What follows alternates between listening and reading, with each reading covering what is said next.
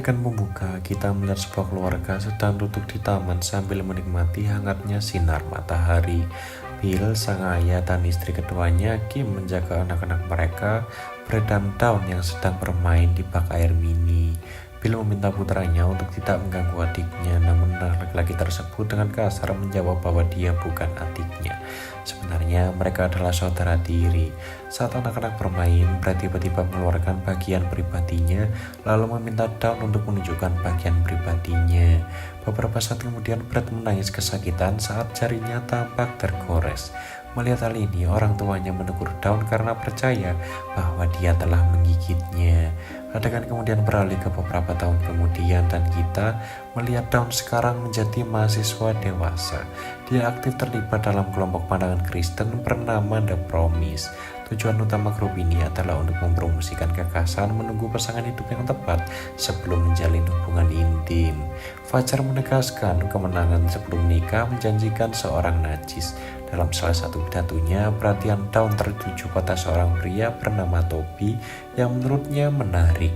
Kemudian teman-temannya memperkenalkannya pada Toby yang ternyata adalah anggota lain dari kelompok pantang. Keduanya tampak langsung tertarik satu sama lain, namun mereka tidak mengungkapkan perasaan mereka untuk saat ini. Keesokan harinya, Fajar mengendarai sepedanya ke sekolah. Saat berjalan masuk ke dalam, dia menghadapi perundungan dari teman-temannya karena dia menganjurkan pantang. Rian yang menyukainya mencoba mendekatinya, namun para pengganggu turun tangan dan mendorongnya menjauh. Nantinya di kelas tersebut, siswa akan diajarkan tentang organ reproduksi manusia. Karena sekolahnya konservatif, diagram organ reproduksi wanita ditempel dengan stiker. Melihat hal tersebut, Rian menanyakan alasannya, namun guru tersebut hanya mencoba menepisnya dengan mengatakan bahwa itu adalah peraturan sekolah. Saat siswanya tidak yakin, Dawn menegaskan bahwa perempuan berbeda dengan laki-laki karena mereka dilahirkan dengan rasa rendah hati.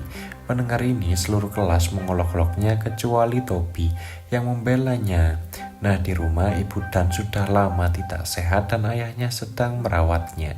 Di sisi lain, kakak tirinya, Brad, kini menjadi pria yang berjiwa bebas, sering mengajak pacarnya Melanie pulang untuk bermesraan. Brad juga senang menggoda Dawn terus-menerus mengagetkannya demi kesenangannya sendiri. Suatu hari sepulang sekolah, Dawn dan ketiga teman satu grupnya memutuskan untuk menonton film. Setibanya di sana, mereka menyadari bahwa film yang awalnya mereka rencanakan untuk ditonton memiliki rating R. Hasilnya, kelompok tersebut akhirnya menonton film yang ditujukan untuk anak-anak. Selama ini, dua temannya mulai bermesraan membuat Toby dan Dawn merasa tidak nyaman. Mereka hanya menghindari kontak mata dan terus menonton film. Setelah perjuangan selesai, keempat sahabat tersebut menuju ke sebuah danau yang terdiri dari sebuah gua.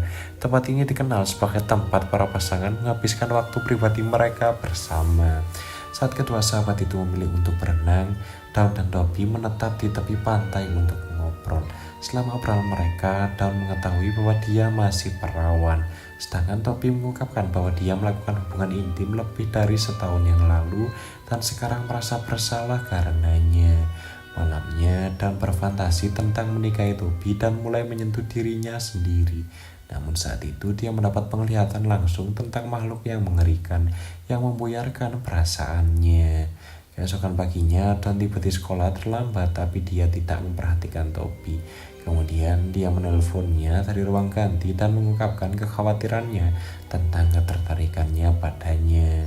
Dia kemudian menceritakan keputusannya untuk tidak menemuinya untuk saat ini karena dia tidak ingin menyerah atas rayuan. Toby memahami maksudnya dan menurutinya juga. Di malam hari, Dawn kembali ke rumah hanya untuk mendengar pertengkaran antara Brad dan pacarnya. Tak lama setelah Melanie berangkat, Dawn pergi ke kamar saudara tirinya untuk berbicara dengannya. Dia ingin menyelesaikan semua kesenjangan di antara mereka dan hidup seperti saudara kandung. Namun Brad dengan kasar mengolok-oloknya menyebutnya idiot. Dia bahkan mengundangnya untuk tidur bersamanya yang membuat Dawn merasa jijik dan mendorongnya untuk pergi dengan marah.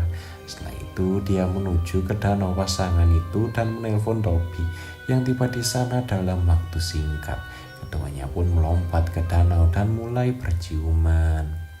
Mereka kemudian berenang menuju gua, melanjutkan momen mesra mereka. Namun keinginan Toby semakin meningkat, menyebabkan Dawn merasa tidak nyaman. Dia mencoba menghentikannya, mengingatkannya akan komitmen mereka terhadap kemurnian, tapi dia belum siap untuk mendengarnya. Ketika ia menjadi agresif, terjadilah perkelahian mereka, dan keduanya pun saling mendorong. Sayangnya keadaan Dan menjadi lebih buruk karena dia secara tidak sengaja membenturkan kepalanya ke tanah dan terjatuh.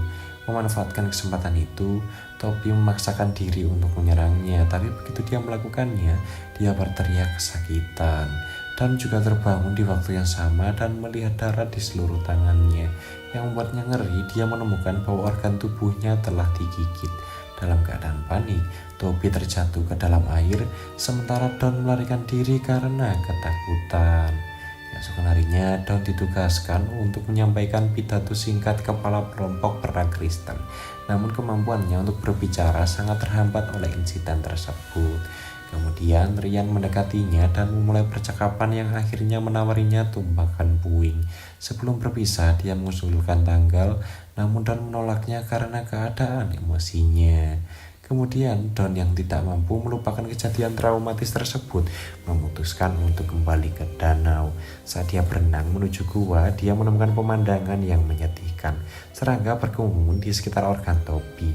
Sekarang dia menganggap dirinya sebagai orang yang tidak suci. Dia pun membuang cincin kesuciannya.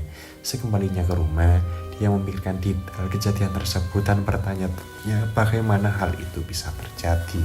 Karena dia tidak tahu apa-apa tentang organ reproduksi dan tampilannya, dia melepaskan stiker dari buku biologinya dan memeriksanya. Yang mengejutkannya, dia mengetahui bahwa organnya sebenarnya cacat. Dawn kemudian menggunakan internet untuk mengetahui kondisinya. Setelah beberapa kali mencari, dia akhirnya menemukan bahwa dia menderita vagina dentata, yaitu kondisi di mana vaginanya berisi gigi. Prihatin, Dawn membuat janji dengan dokter kandungan bernama Dr. Godfrey.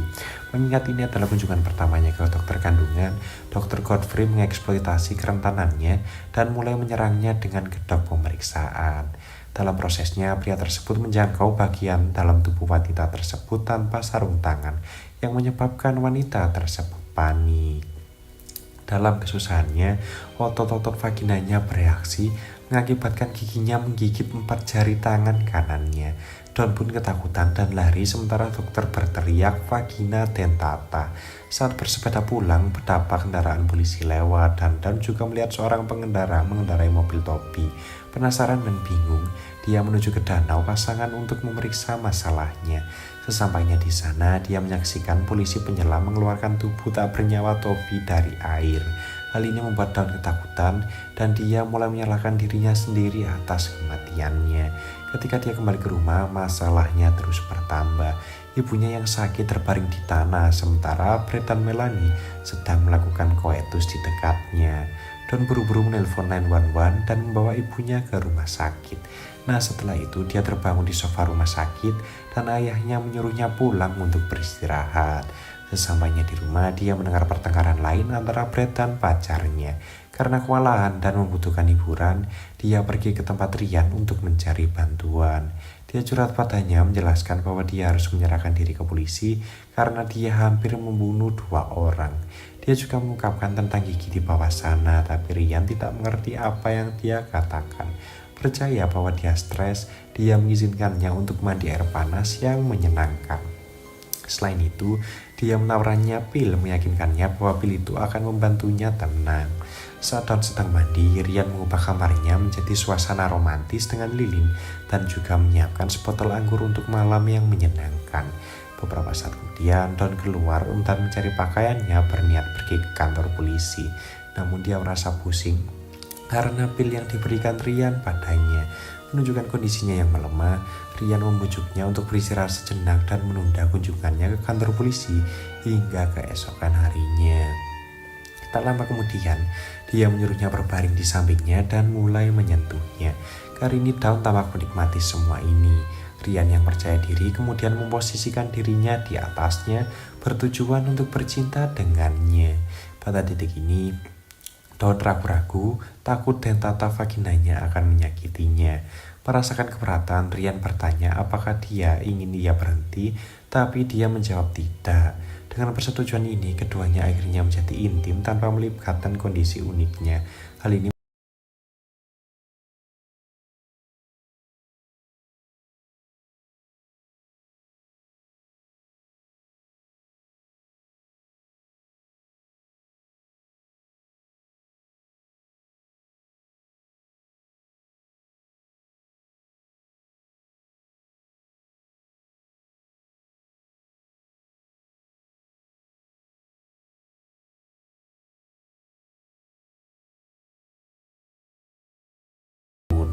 keesokan paginya, Rian dan Don kembali melakukan aktivitas intim.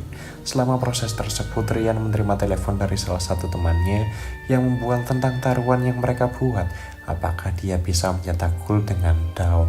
Dia juga mengajak komitmennya untuk berpantang dengan mengatakan bahwa hal itu tidak pernah sakral. Hal ini membuat Don marah yang kemudian membiarkan giginya menggigit Rian dan pergi. Dengan berlumuran darah, Rian panik dan memanggil ibunya untuk meminta bantuan. Kemudian di hari yang sama, Don mengunjungi rumah sakit dan menerima kabar duka tentang meninggalnya ibunya. Sementara itu, di rumah, Bill mengonfrontasi Brad mengenai perilakunya yang ceroboh dan langsung menyalahkan Brad atas kematian Kim. Hal ini menyebabkan keduanya terlibat perkelahian fisik, di mana anjing Brad menggigit leher lelaki tua itu. Saat dia mulai mengalami pendarahan, Melanie bergegas membawanya ke rumah sakit, di mana mereka juga bertemu Dawn. Melanie meminta maaf kepada Dawn atas kematian ibunya dan mengakui bagaimana Brad menyuruhnya untuk mengabaikan tangisan minta tolong ibunya sebelumnya. Setelah mendengar semua ini, Dawn menjadi berani dengan kekuatannya dan kembali ke rumah untuk membalas dendam. Dia merias wajahnya dan pergi merayu saudara tirinya. Meski awalnya enggan, Brad berhasil menyusulnya dan terlibat dalam koetus. Detik berikutnya giginya ikut bermain, memutuskan perangkatnya dan melepaskannya ke tanah. Karena sangat kesakitan, Brad memerintahkan anjingnya untuk menyerang Dawn, tetapi binatang nakal itu malah melahap organnya yang terpenggal dan kemudian meninggalkan ruangan, dan Brad mungkin mati kehabisan darah. Dalam adegan berikutnya, kita melihat Dawn bersepeda meninggalkan rumah untuk mencari kehidupan baru. Namun ban sepedanya bocor di tengah jalan, sehingga ia terpaksa menumpang. Beberapa saat kemudian dia mendapat tumpangan dari seorang lelaki tua dengan mobilnya. Saat mereka melakukan perjalanan selama beberapa jam, Dawn tertidur dan baru bangun setelah malam tiba. Saat lelaki tua itu menepi di sebuah pompa bensin, Dawn mencoba keluar dari kendaraannya dan pergi. Namun lelaki tua itu mengunci pintu mobil dan menjilat bibirnya, melamarnya secara intim sebelum mengizinkannya pergi. Dawn pun awalnya ragu-ragu, tapi dia segera berbalik dengan senyuman jahat, mengisyaratkan niatnya.